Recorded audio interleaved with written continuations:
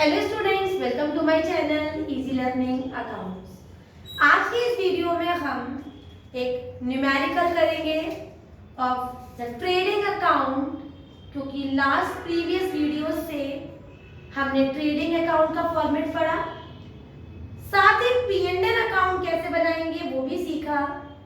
और previous video number 85 में मैंने आपको बैलेंस शीट का complete format with the meaning of balance sheet पढ़ाया। आज हम क्या करेंगे, हम एक दो न्यूमेरिकल्स करेंगे, that is how we can prepare the trading account when the different informations are given, right. क्योंकि अगर मैं एक बार समराइज करूं या सम अप करूं कि बच्चों ट्रेडिंग अकाउंट तो बहुत इजी है। एक्चुअल में क्या है, ट्रेडिंग अकाउंट की शुरुआत हम करते हैं टू ओपनिंग स्टॉक से,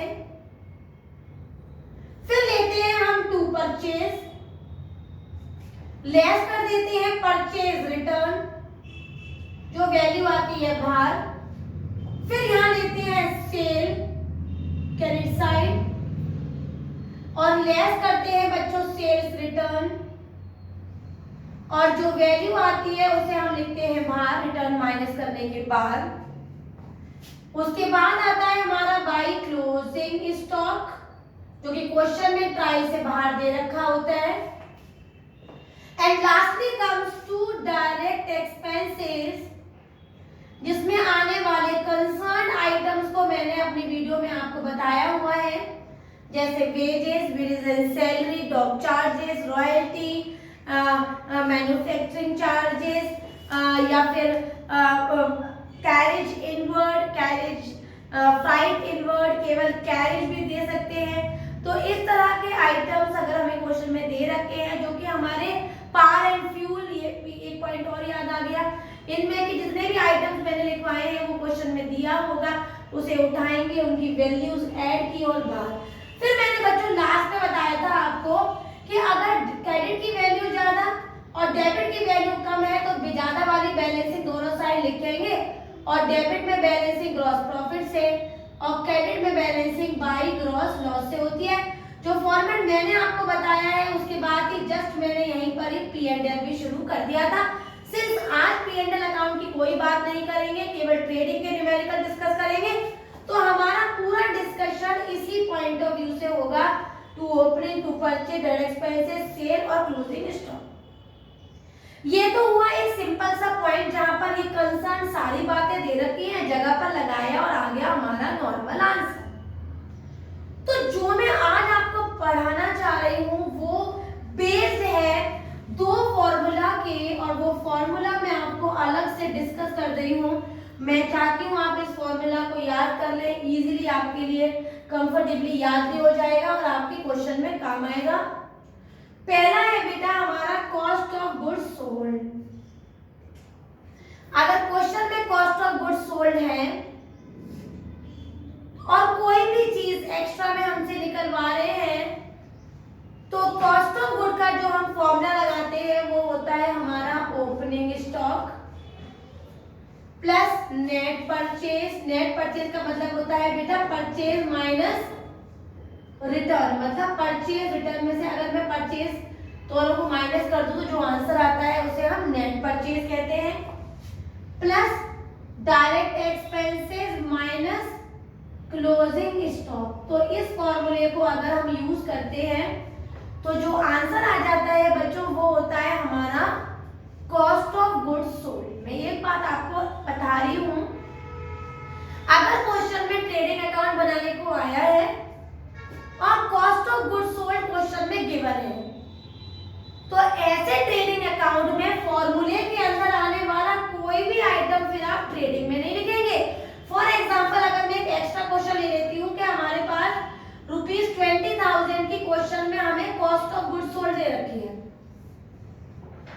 ठीक है ना, परचेज दे रखा है हमें 50,000 का, सेल दे रखी है हमें 50,000 की, और क्लोजिंग स्टॉक दे रखा है हमें 10,000 का। क्वेश्चन हमसे कह रहा है कि इसका ट्रेडिंग अकाउंट बनाए। तो ट्रेडिंग किस तरह से बनाएंगे, यहां तो लिखेंगे कॉस्ट ऑफ गुड्स सोल्ड, क्योंकि क्वेश्चन में हमारे पास 20,000 है, मैंने सेम टू सेम लिख लिया।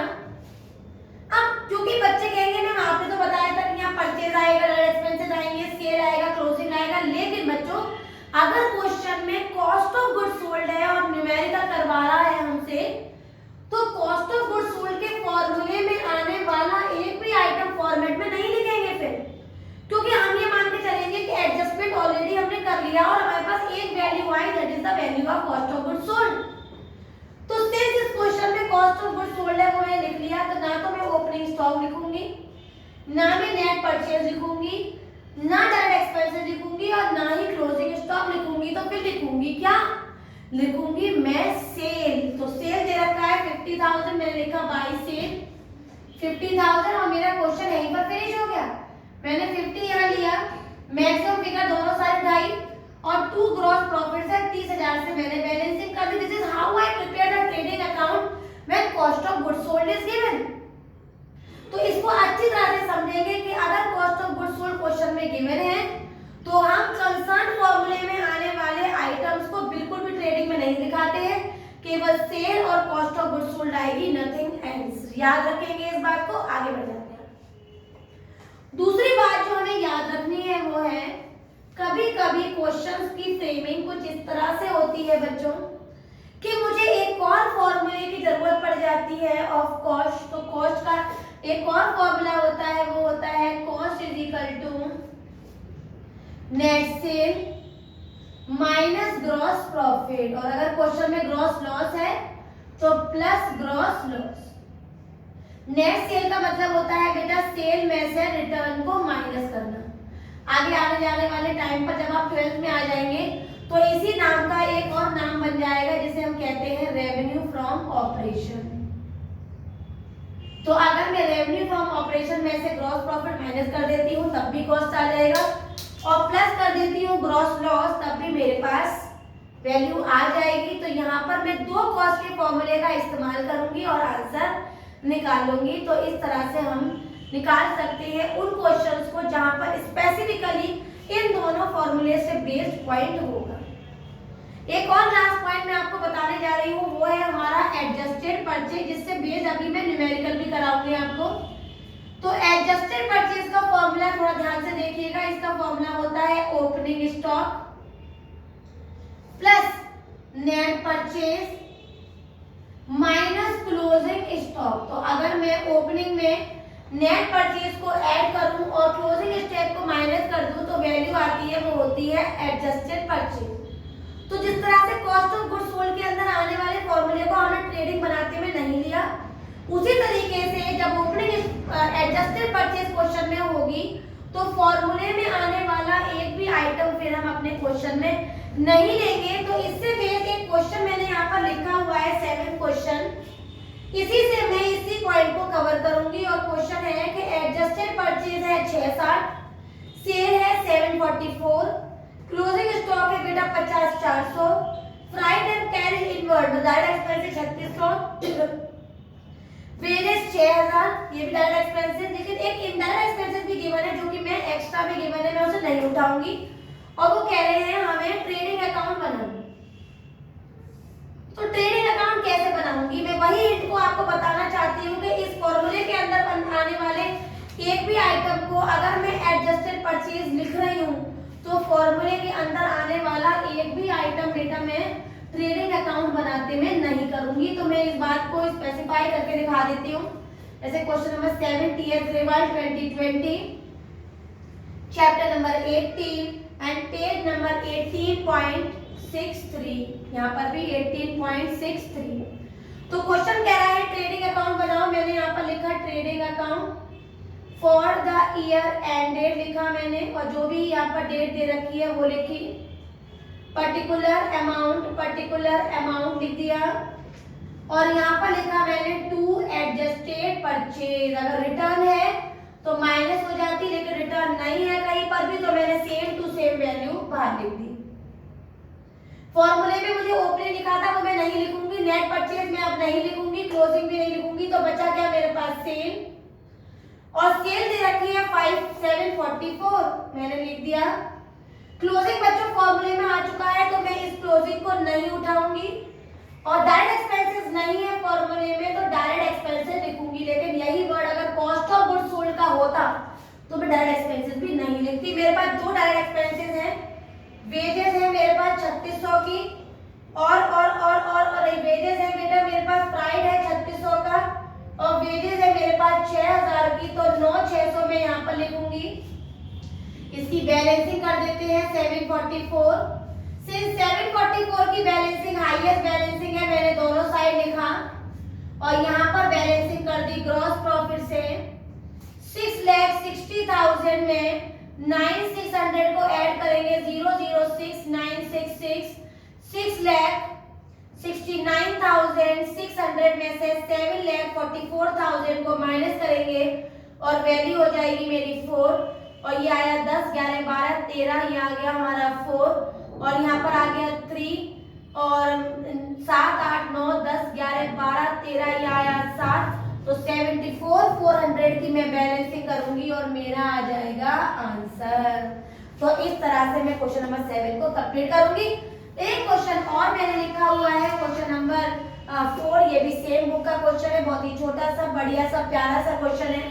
क्वेश्चन हमसे कह रहा है कि हमें क्लोजिंग स्टॉक निकाल के दिखाओ। क्वेश्चन कह रहा है कैलकुलेट करो क्लोजिंग स्टॉक और इंफॉर्मेशन उन्होंने हमें दे दी।